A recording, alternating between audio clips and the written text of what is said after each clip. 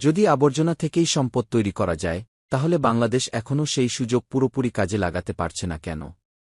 কারণ circular economy শুধু পরিবেশের বিষয় নয়। এটি ভবিষ্যতের রপ্তানি, প্রতিযোগিতা এবং অর্থনৈতিক টিকে থাকার প্রশ্ন। বর্তমানে ইউরোপীয় ইউনিয়ন সার্কুলার টেক্সটাইল স্ট্র্যাটেজি বাস্তবায়ন করছে। বিশ্বের বড় বড় ব্র্যান্ড যেমন হ্যাম এবং ডেক্যাথলন পুনর্ব্যবহৃত উপাদান ব্যবহারের উপর গুরুত্ব দিচ্ছে। অর্থাৎ ভবিষ্যতে আন্তর্জাতিক বাজারে প্রতিযোগিতায় টিকে থাকতে হলে বাংলাদেশকেও সার্কুলার ইকোনমির দিকে এগোতে হবে। লাইটক্যাস্টল পার্টনার্সের বিশ্লেষণ অনুযায়ী বাংলাদেশের টেক্সটাইল ওয়াস্ট পুনর্ব্যবহার খাতের সম্ভাব্য বাজার মূল্য $6 বিলিয়ন বেশি।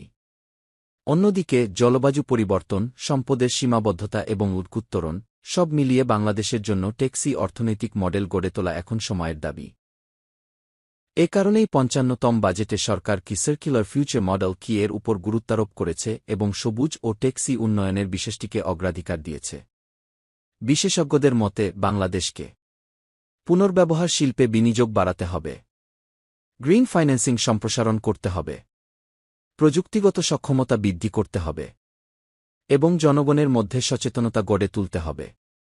কারণ একবিংশ শতাব্দীতে সবচেয়ে শক্তিশালী অর্থনীতি হয়তো সেই দেশগুলোরই হবে যারা সবচেয়ে কম অপচয় করে সবচেয়ে বেশি মূল্য সৃষ্টি করতে পারবে।